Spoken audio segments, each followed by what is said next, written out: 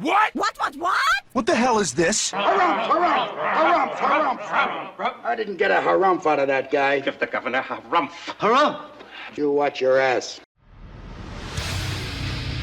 I see you shiver with anticipation. Let the show begin.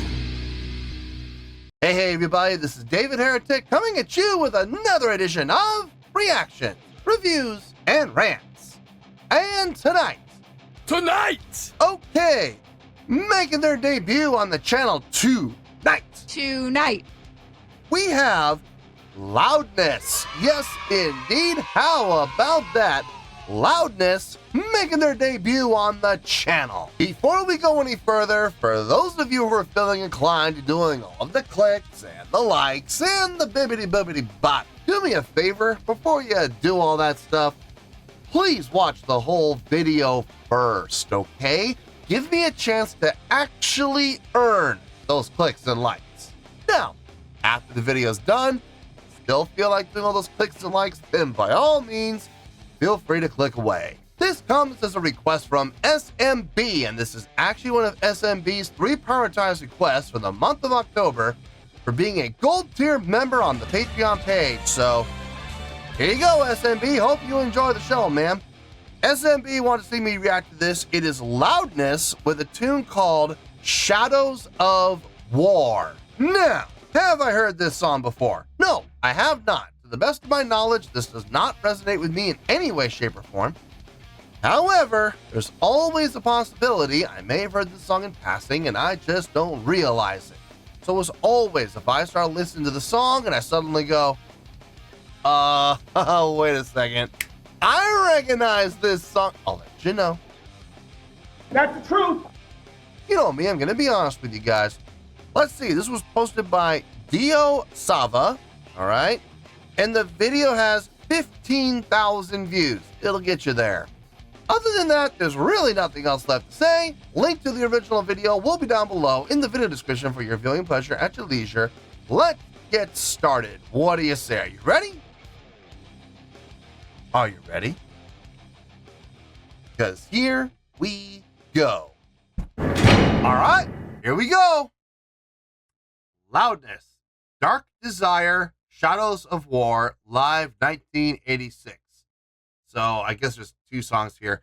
I was told by SMB to start at 4:17, right here. That's starting right where you wanted me to.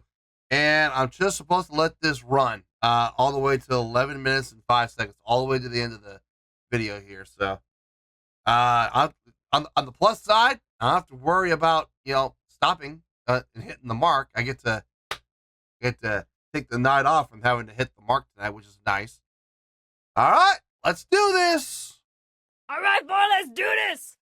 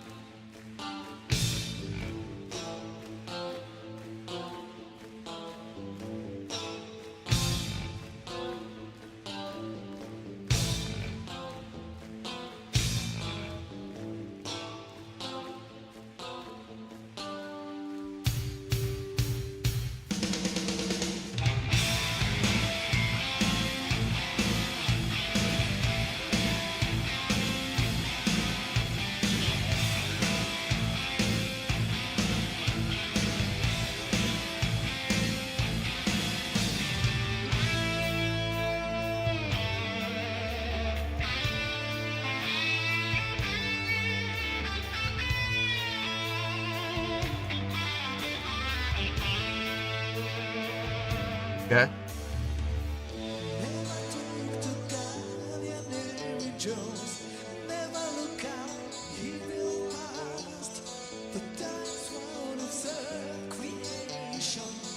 Go far.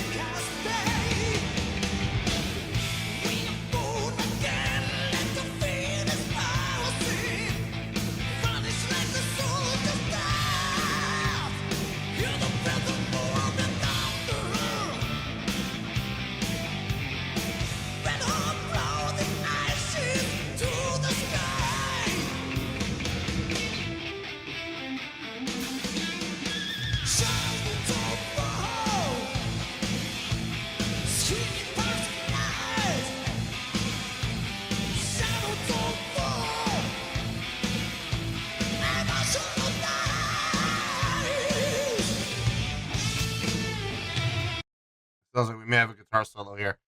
All right. First of all, my man Richie, I don't know if he's ever heard of this band. He probably has. This is absolutely up his alley. Screams hair metal. Oh man.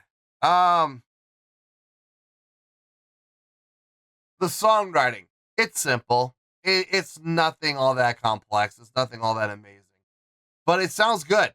It's pleasing to the ear. It makes sense. Lot of six usage. From the root up to the six. From the flat six to the natural seven. To create that little bit of dissonance, which before we resolve to the root again.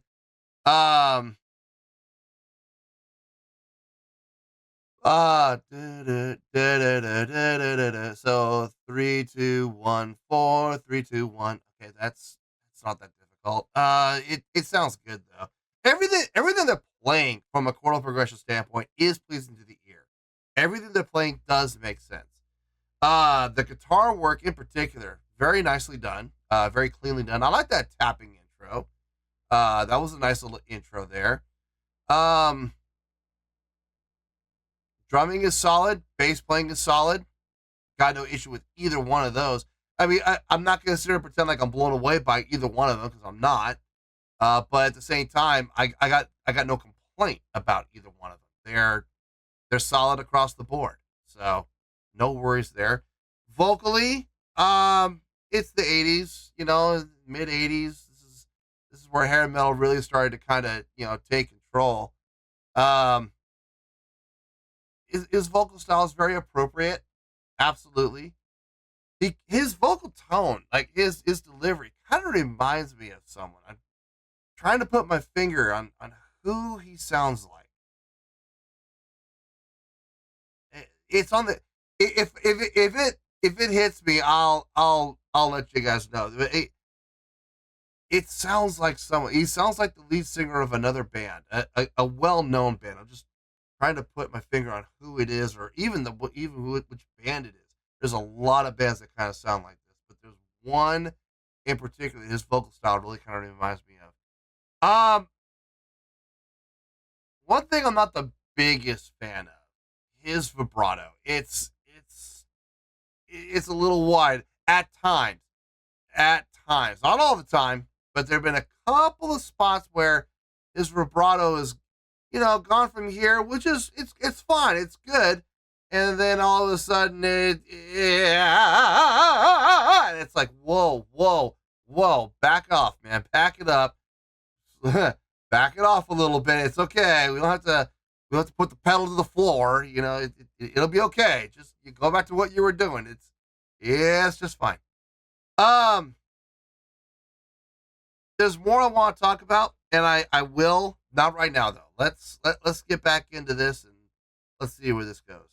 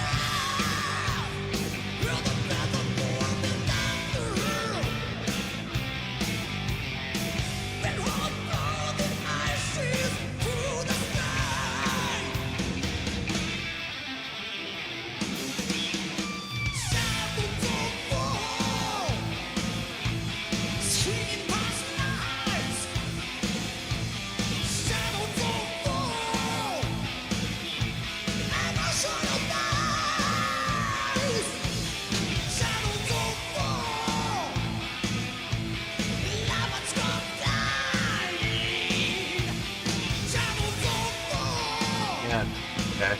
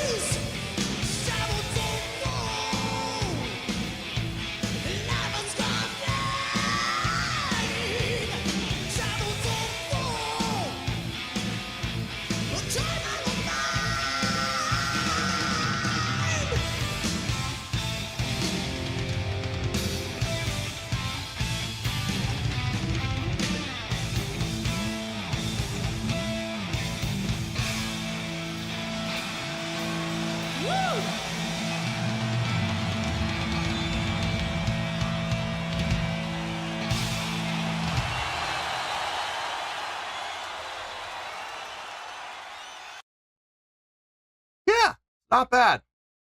Not bad. Not my personal taste. You know, it's very 80s, very hair metal-ish. Not really my thing, but I get it. I absolutely get it. This was 86, and it's very fitting for the time period. So I ain't mad at it. I'm not mad at it. Okay, let me get my thoughts together. I'll see you in the review, and we'll talk about it. Well, there you go, folks. That was Loudness with Shadows of War. This was a request from SMB, and this was actually one of SMB's 3 prioritized requests for the month of October for being a gold tier member on the Patreon page. So there you go, SMB. Hope you enjoyed the show. Okay,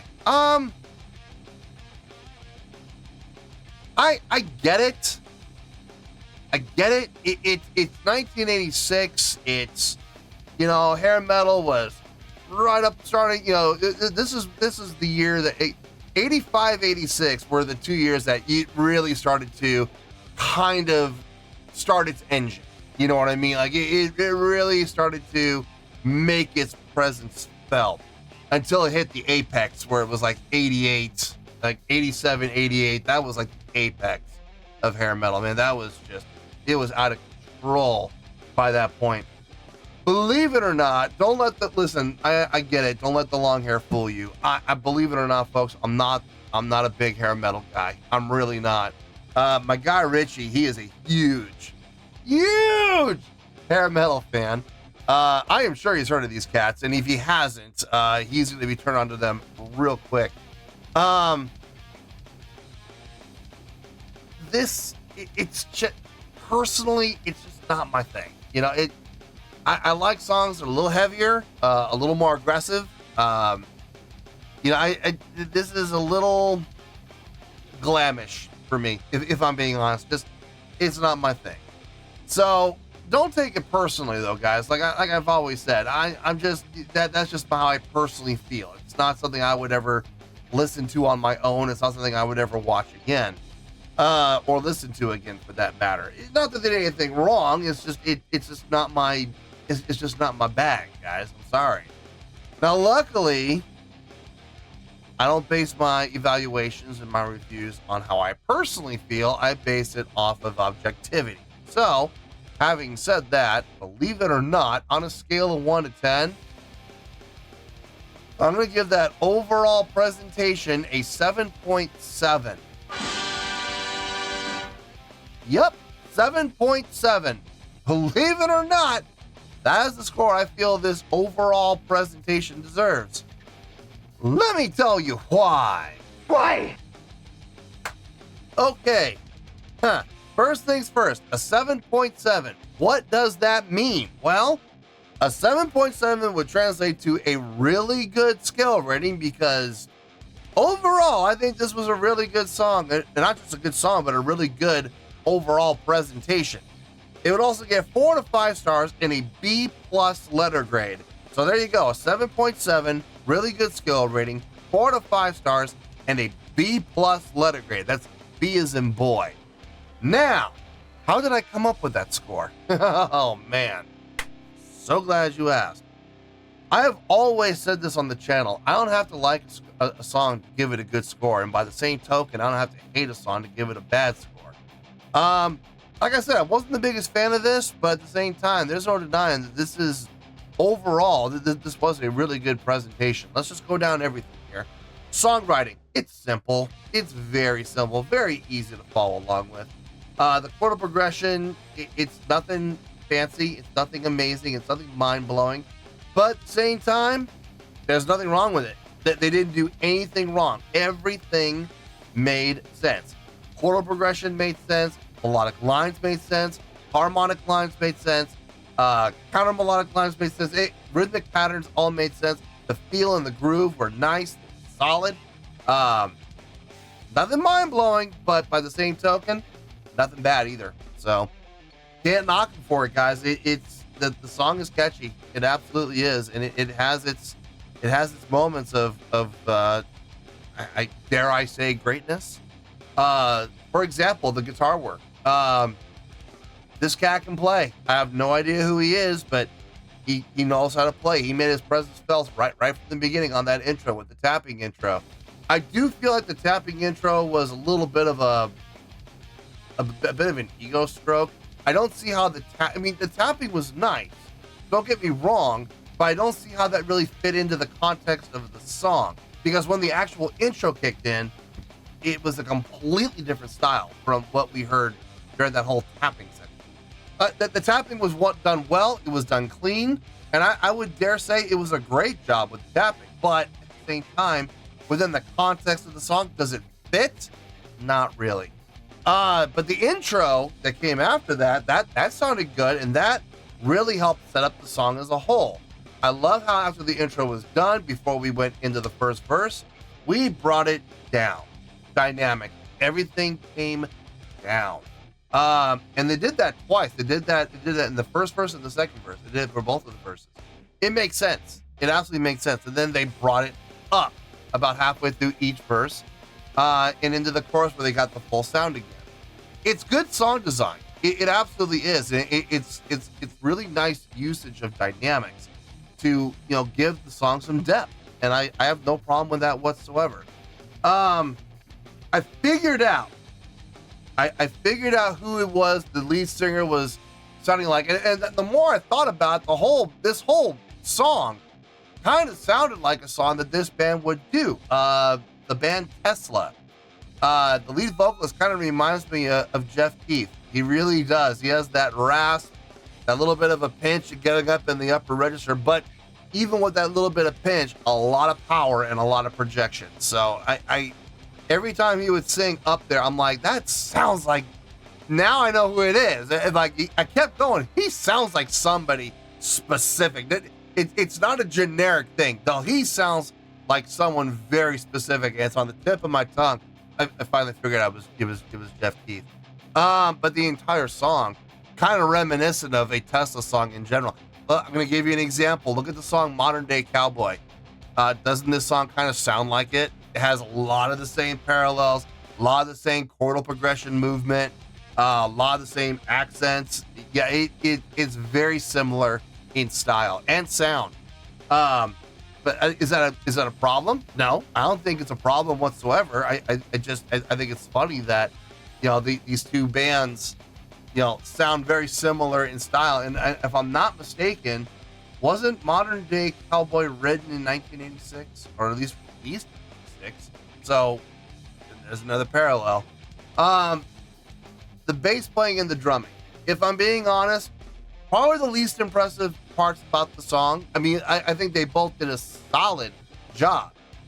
This is not a slight against them or any type of a complaint against them. I think they both did a fine job. They were both super solid, locked in with each other. it sounded good, and they did exactly what the song needed. Nothing all that impressive, nothing all that flashy, nothing I would say that blew my mind, but at the same time, nothing that detracted from the song or hurt the song or sounded bad in any way, shape, or form. So they did a fine job. If I'm being honest, the guitar player was the star of the show. The guitar work is just, it was undeniably the strongest part of the song. Absolutely. The guitar solo work, really nice. Him filling out the sound on the verses, on the chorus, got no issue with anything he did. I think he absolutely stole the show, without question. It sounded really good. I have no issue with anything he did whatsoever. If I'm being honest, his guitar work is what carried the song up into the low sevens, like the 7.1, 7.2 range.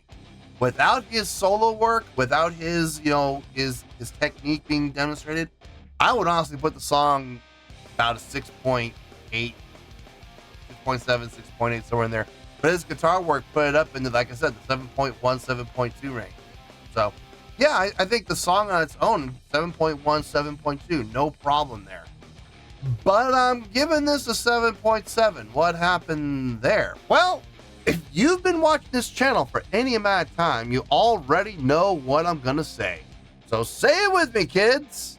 Sing it out one time. A live show can help your score or it can hurt your score. And I gotta say, in this case, it helped. Let's go down the checklist, shall we? Let's see if they checked off all the boxes. Stage presence. Yeah, definitely checked. They look like performers, they act like performers, and they put on a nice show for sure. Stage energy, check. Everybody, other than the drummer, but everybody up at the front of the stage was contributing at some point in time throughout the entire show. I'm going to give a special shout out to the bassist, who was really putting in work. Every chance he had, he was moving around in some way, shape, or form, all over the stage, including all the way out to the far right wing. So yeah, he was absolutely putting in work, but so was everybody else. So I just wanted to give him a special shout out, because he was, I hate to say it, folks, and I know I'm gonna sound biased here, but he was stealing the spotlight from everybody, including the lead vocalist. So lead vocalist needs to step up his game.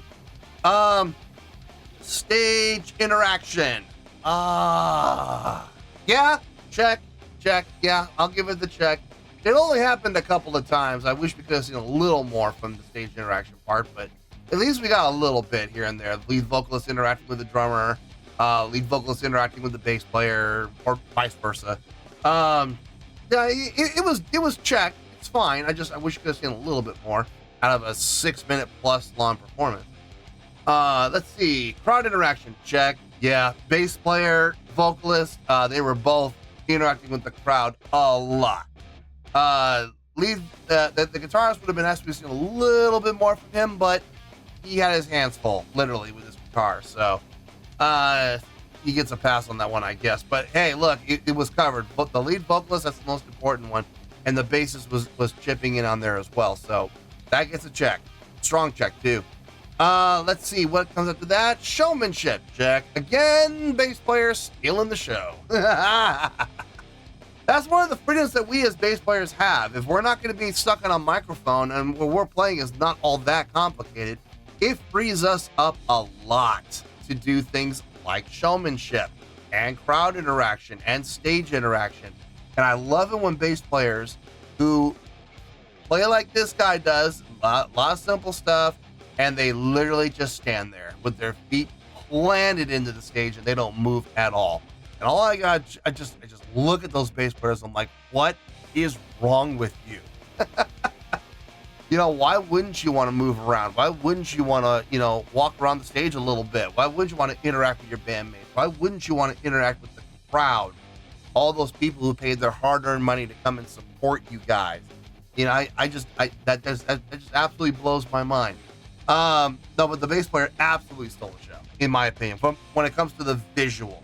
Don't get me wrong, the lead vocalist did a fine job, and so did the guitar player, but I gotta say the bass player absolutely stole the spotlight. So yeah, but it's all showmanship. Definitely gets the check. Production. Well, okay, hold on. Their outfits, I mean, they're very appropriate for the time period. Yeah, I'll give it to, I include outfits with other bands. So yeah, I'll give them the production on that one. It wasn't the lights. I can't say the lights were really designed to go with this song. I nothing about what was happening within the lighting screamed that it was programmed or designed to go with this particular song. But then again, this was before programming. Everything was literally manual. You had a guy that you hired back there to actually work the lights. And he had to know the song if you wanted it to coincide. But no, the outfits definitely I would qualify as production. So yeah, production's there. So this is how I'm coming up from a 7.1, 7.2 for the song, all the way up to a 7.7. Their live show, yeah, listen, I know the 80s, man, the mid 80s, late 80s, it was a quote-unquote magical time for a lot of various reasons. But it fits it definitely fits within that time period. Everything that they did fit within that time period, and they put on undeniably a great live show. So 7.7 for the overall presentation, song, musicianship, live production, live show. Yep, put it all together, we get a 7.7. I feel good about that score, and that's where we're gonna stay. So let's wrap everything up here in a nice shiny bow, shall we? We have a 7.7, which is a really good skill rating, 4 to 5 stars, and a B+ letter grade. That's B+ as in boy. Take your pick, I don't care, whichever one of those floats your boat. Final word, final score, I have spoke. Well, that's gonna do it for this edition of Reactions, Reviews, and Rants. Hope you all enjoyed the show. Hope I was able to entertain you. If I was able to put a smile on your face and brighten your day, then I did my job, and I'm so glad I could do it. If you guys feel like joining the fan base, go ahead and click on that button down there. If you guys want to like the video, go ahead and like the video. If you guys want to ring the bell, go ahead and ring the bell. It honestly doesn't make any difference at all to me, but if you guys feel like doing these things, well then by all means, feel free to do so. Well, that's going to do it for tonight, folks. Thank you very much for watching, and as always, this is David Heretic signing off, reminding you to stay fabulous and support each other. Later. Peace.